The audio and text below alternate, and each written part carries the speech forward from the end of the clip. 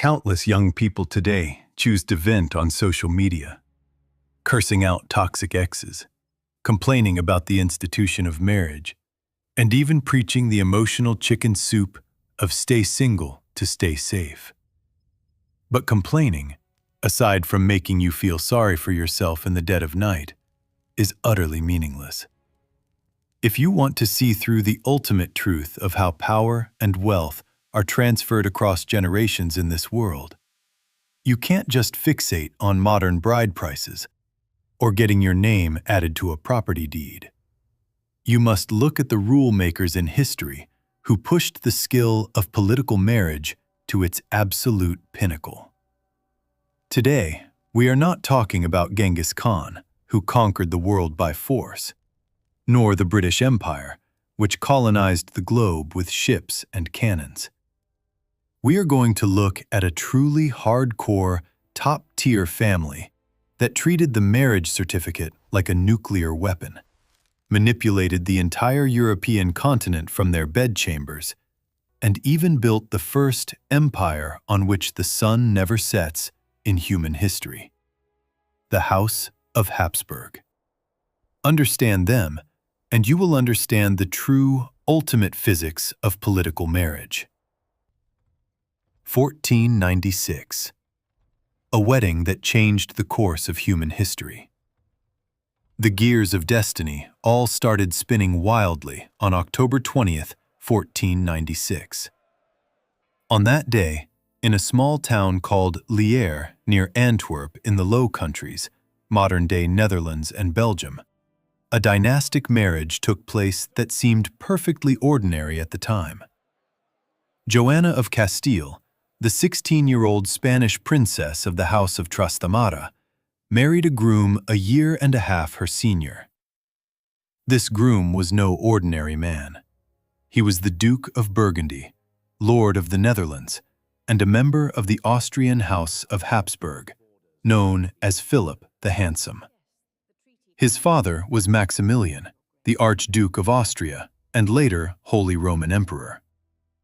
In the eyes of the guests, this was just a routine formality between two well-matched royal families to consolidate geopolitical ties. But reality is far crazier than fiction. This seemingly ordinary marriage planted the direct seed for the Habsburg family to balloon into the most powerful family on earth. Why? Because fate handed the Habsburgs a massive cheat code. Although Joanna had several siblings, they were either illegitimate, younger than her, or died prematurely. By 1497, her only brother, John, also died. This meant that just a few years later, this woman, as the first-in-line heir, directly inherited the thrones of Castile and Aragon, uniting all of Spain under her rule. And her eldest son with Philip, Charles, naturally became the first Habsburg ruler of Spain. How terrifying was the return on investment of this marriage contract. Combined with Spain's frantic overseas colonial expansion at the time, by the mid-16th century, the Habsburgs controlled Spain, Austria, Hungary, Bohemia, the Low Countries, parts of Italy, and an ever-expanding global empire on which the sun never sets, without shedding a single soldier's blood, relying solely on the womb and the marriage bed. Grassroots entrepreneurship, from a Swiss valley to the masterminds of Vienna. Rome wasn't built in a day, and the Habsburgs initially started out as grassroots entrepreneurs. Rewind to the early 11th century. Back then, there wasn't even a shadow of the Swiss Confederation. This area was considered part of broader Germania. Around 1025, a minor West Germanic lord named Radbot built a new castle in what is now the Aargau canton of northern Switzerland. He called it Habsburg Castle. In German, Burg means fortress, and Habs might refer to a ford, or perhaps a hawk. In an era when surnames weren't even widely used among Europeans, Radboud's descendants directly adopted their ancestral castle's name to flaunt their status. The House of Habsburg was officially open for business. From its very inception, the family established their eternal core business model. Don't fight with bayonets, fight with in-laws. By the 13th century, the family produced a highly astute strategist, Rudolf von Habsburg. In the 1250s, the Holy Roman Empire fell into a headless power vacuum. In 1273, Rudolf seized the opportunity and snagged the title of King of Germany. Armed with this official certification, he immediately used his privileges to frantically enclose land for his family in Austria, forcibly shoving his two sons into the seats of the Dukes of Austria and Styria. From then on, this village bully family from a Swiss valley permanently moved its headquarters to Vienna. By 1452, Frederick III directly secured the full title of Holy Roman Emperor. For the next 3.5 centuries, apart from a brief hiatus in the 1740s, the Habsburgs completely monopolized the emperor's throne, turning the Holy Roman Empire into their wholly owned subsidiary. What truly allowed the Habsburgs to level up their wealth was a ruthless takeover of an heirless estate in 1477. At the time, the Duchy of Burgundy controlled 17 provinces in the Low Countries, possessed mountains of wealth, and had even sparked a Burgundian Renaissance to rival Italy's.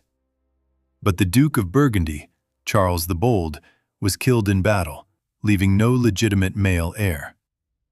Quick on the draw, Frederick III immediately arranged for his son Maximilian to marry Charles's only daughter, Mary. As the two exchanged vows before a priest, Burgundy, the richest asset in Europe, was swallowed whole by the Habsburgs. Charles V, the first CEO of global hegemony and 600% inflation. After generations of frantic political marriages, by the time Joanna and Philip's son, Charles V, ascended the throne in 1519, the map before him was breathtakingly vast. Because his maternal grandfather, Ferdinand II, died in 1516, the 16-year-old Charles became King of Spain. When his paternal grandfather, Maximilian, died in 1519, he was elected Holy Roman Emperor. In a sense, Charles V was the first true ruler of a global superpower in human history. While he sat on the throne, Spanish conquistadors were wildly conquering the globe for him. Hernán Cortés wiped out the powerful Aztec Empire in Mexico with a few hundred men. In the 1530s, the Pizarro brothers strangled the Inca Empire in South America. Magellan's fleet completed the first circumnavigation of the globe, and in 1543, an expedition discovered an archipelago in Southeast Asia, naming it directly after Charles's son, Philip, today's Philippines. Moreover, they established massive enclaves in the Caribbean, Central and South America, and along the African coast. Wealth flooded in like a tsunami. In Mexico, Peru, and Bolivia, the Spanish discovered mountains of silver and gold, especially the literal mountain of silver in Potosi, Bolivia. Fleets loaded with treasure majestically sailed back to Spain every year, carrying silver and gold equivalent to billions of modern dollars. But extreme wealth brought extreme disaster. The Habsburg family single-handedly crashed the global economic system. From the conquest of the Aztec Empire in the 1520s to the mid-17th century, this massive windfall caused the global inflation rate to skyrocket by 300% to 600%. Charles V possessed all the wealth in the world, but he was not happy. As a devout Roman Catholic, he spent his life putting out fires across Europe, trying to crush the Protestant reformations of Martin Luther and the Calvinists. For power, The Habsburgs even laid hands on the Pope. In 1527, Charles V's mutinous army sacked Rome, turning Pope Clement VII into a Habsburg prisoner. This move triggered a highly absurd butterfly effect. Because the Pope was controlled by the Habsburgs, he didn't dare approve the divorce request of King Henry VIII of England, because Henry's wife Catherine was Charles V's biological aunt. Pushed to the brink, a furious Henry VIII directly broke with the Roman Catholic Church, kicking off the momentous English Reformation. In 1556, dragged down by endless wars and a massive empire, Charles V made an extremely rare decision. He resigned. He profoundly realized that one man's brain simply couldn't handle the affairs of Austria, Spain, the Low Countries, and the Americas simultaneously. He split the enormous empire in two. His son Philip II took over Spain, the Italian territories, the Low Countries, and the overseas colonies, while his brother Ferdinand I took the Austrian territories and the title of Holy Roman Emperor. From then on, the Habsburgs were split into the Spanish and Austrian branches. War machine and national bankruptcy. Philip II's crazy gamble. Philip II, who took over the Spanish Empire, was an absolute warmonger. He was even more eager than his father to crush Protestant heresy in Europe. His 42-year reign was an endless money-burning game. At sea, he allied with Venice and other powers to form an invincible armada of over 200 galleys, fighting a bloody battle against the Ottoman Empire at the Battle of Lepanto in 1571, winning one of the largest naval battles in history. On land, he suppressed Dutch Protestants, sparking an 80-year war. He even reached out to England because after his ex-wife Bloody Mary died, Queen Elizabeth restored England's Protestant status. In 1588, Philip II sent the famous Spanish Armada to invade England, which ended in a disastrous defeat. In France, he funded Catholic factions and sent troops directly into French territory. To support these multi-front wars, Spain maintained a massive standing army in the hundreds of thousands, an astronomical figure for the early modern period. Despite American silver still continuously pouring in, it couldn't fill the bottomless pit of war. Incredibly, this empire, then the richest in the world, declared national bankruptcy 4 times during Philip II's reign, in 1557, 1560, 1575, and 1596. By the mid-17th century, with a cliff-like drop in American silver production, Spain's true face was completely exposed. A severely economically backward, massive empty shell squandered by its monarch and courtiers. The former hegemon fell into a perilous decline. The bitter struggle of the Austrian branch, the 30 Years' War, and the Siege of Vienna. Meanwhile, the Austrian Habsburg branch in Vienna was also having an incredibly tough time. Though they monopolized the Holy Roman Emperor's throne, they faced internal strife and external threats. In 1618, the fanatical Catholic and later Emperor Ferdinand II tried to forcibly impose Catholicism in Bohemia, directly detonating the most destructive conflict in early modern Europe, the 30 Years' War. If the Habsburgs won, they could turn the loose Holy Roman Empire into a centralized monarchy and completely unify Germany. But the other European powers would never allow this to happen. Denmark entered the fray in 1625, Sweden in 1629, and France in 1635. Various factions slaughtered each other wildly on German soil until the Peace of Westphalia was signed in 1648. This war caused millions of deaths from massacres, famine, and disease, and the Habsburgs' dream of dominating Central Europe was completely shattered. In the south, the Ottoman Empire was once again at the gates.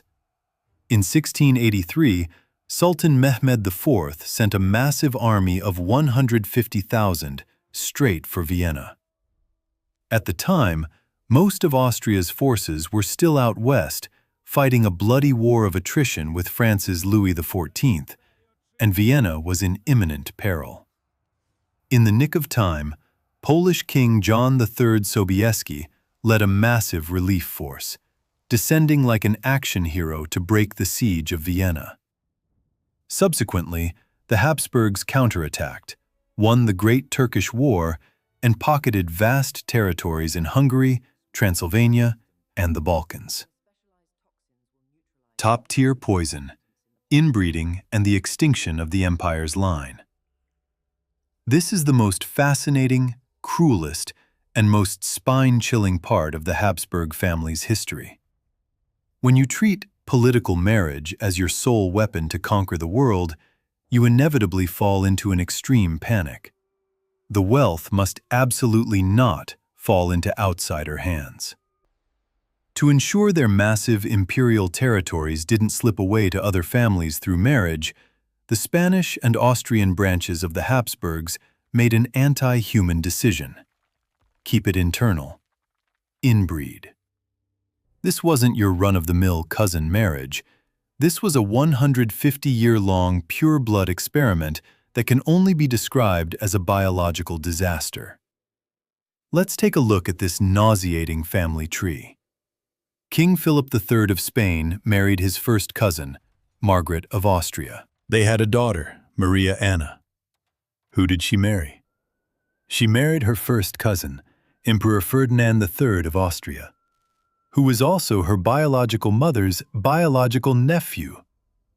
It gets worse. In 1649, Maria Anna's daughter, Mariana, actually married King Philip IV of Spain. And this Philip IV was Mariana's biological mother's biological brother. She married her own uncle.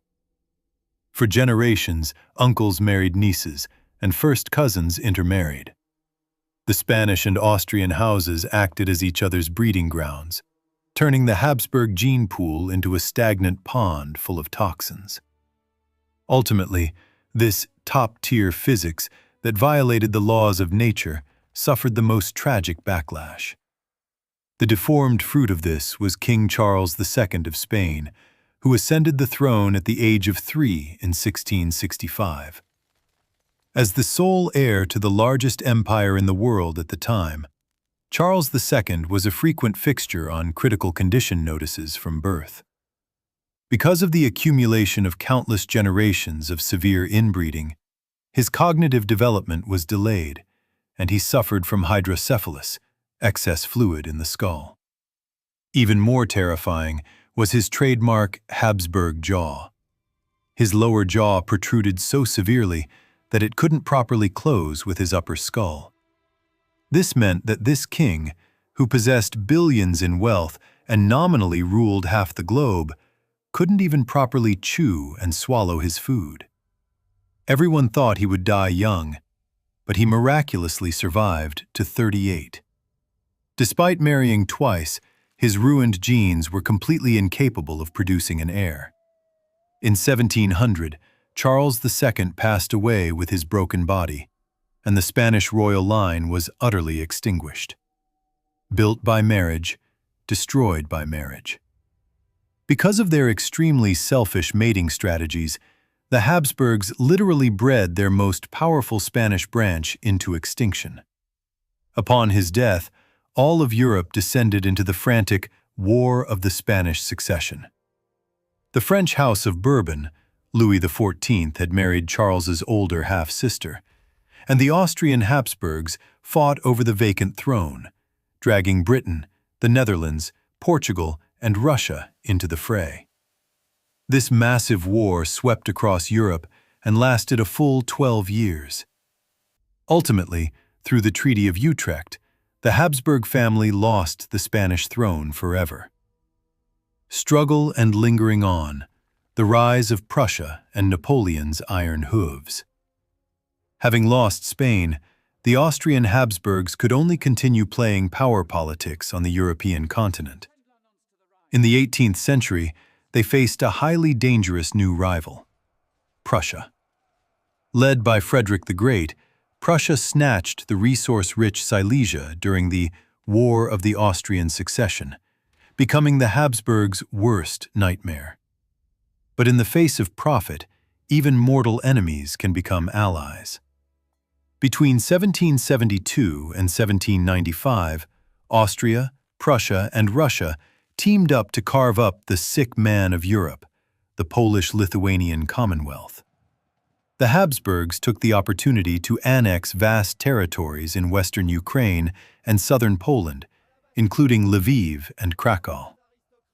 Soon after, the French Revolution broke out. In 1793, French revolutionaries chopped off the heads of King Louis XVI and Queen Marie Antoinette. And this queen was a member of the Habsburg family. A furious Austria led Europe in declaring war on France, only to be ruthlessly crushed by Napoleon. Napoleon occupied Vienna twice, in 1805 and 1809, beating the Habsburgs completely defenseless. But the Habsburgs' ancestral skill came back online. If you can't beat them, marry your daughter to them.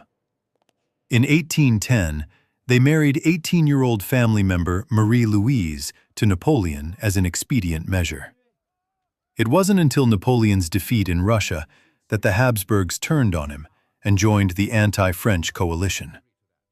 After the war, thanks to the diplomatic genius of Metternich maneuvering at the Congress of Vienna, the Habsburgs miraculously retained their major power status and even expanded their territory in Italy. The twilight of the empire, the nationalist powder keg, and the abyss of World War I. Entering the 19th century, the sprawling empire ruled by the Habsburgs began to fall apart. Within this empire, ethnic Germans accounted for less than a quarter. 20% were Hungarians, and the rest were Czechs, Serbs, Poles, and Romanians. The rise of Romantic nationalism turned this empire into a powder keg ready to explode at any moment. The revolutions of 1848 swept across Europe, and Hungary almost won its independence. The Habsburgs barely suppressed it with the help of the Russian army. But the truly fatal blow came from Prussia's Iron Chancellor, Bismarck. In 1866, Bismarck launched the Austro-Prussian War, cleanly kicking Austria out of the core circle of German power and establishing the German Empire. Meanwhile, in the south, Italy also chipped away large swaths of Austrian territory during its independence movement. After suffering repeated defeats, Emperor Franz Joseph, in order to save the tottering empire, was forced to compromise with the Hungarians in 1867, establishing the famous Austro-Hungarian Empire, the dual monarchy. Although Vienna ushered in an era of industrialization and cultural prosperity during this period, Porsche and Daimler started here. Freud founded psychoanalysis here. The foundation of the empire was thoroughly rotted. Looking for a new way out, the Austro-Hungarian Empire extended its reach into the Balkan Peninsula, which was controlled by the declining Ottoman Empire. To counter Russia, they formed the Dual Alliance with their former enemy Germany in 1879. This directly led to Europe being divided into two major armed camps. On June 28, 1914, when the Habsburg heir, Archduke Franz Ferdinand, was assassinated by a Serbian nationalist on the streets of Sarajevo, the empire personally pressed the countdown to its own destruction. The Austro-Hungarian Empire insisted on taking extremely oppressive, retaliatory action against Serbia. Russia intervened, and then Germany, France, and Britain successively entered the fray, leading to the full-scale outbreak of World War I. In 1916, Franz Joseph, who had ruled the empire for nearly 70 years, died in desolation. His successor, Charles I, inherited a riddle of holes. In October 1918, as World War I drew to a close, revolutions broke out comprehensively within the Austro-Hungarian Empire, with Hungary and Czechoslovakia declaring independence. In just a few days, this behemoth that had ruled Central Europe for centuries collapsed completely. When the armistice was signed on November 11, 1918, the Habsburg family had essentially lost everything. In 1919, the newly established Austrian Republic passed a law. Members of the Habsburg family must immediately get out of Austria, and, unless they publicly renounced all claims to the throne, they would never be allowed to set foot on national soil again. The last emperor, Charles I, never gave up the illusion of restoration until his death. After 2 failed coups, he was exiled to the island of Madeira, where he died of severe pneumonia at age 34. It wasn't until 1961 that his son Otto officially announced his renunciation of the right to rule and, after 48 years in exile, returned to the land of his ancestors. The Habsburg family, which truly turned political marriage into a tool of rule, spent 900 years proving a cold truth. The true top-tier players proved to the world centuries ago. The highest form of capital is not monopolizing the market, but monopolizing genetics. It's just that the ultimate price of this anti-human top-tier physics was the entire family being crushed to dust beneath the wheels of history.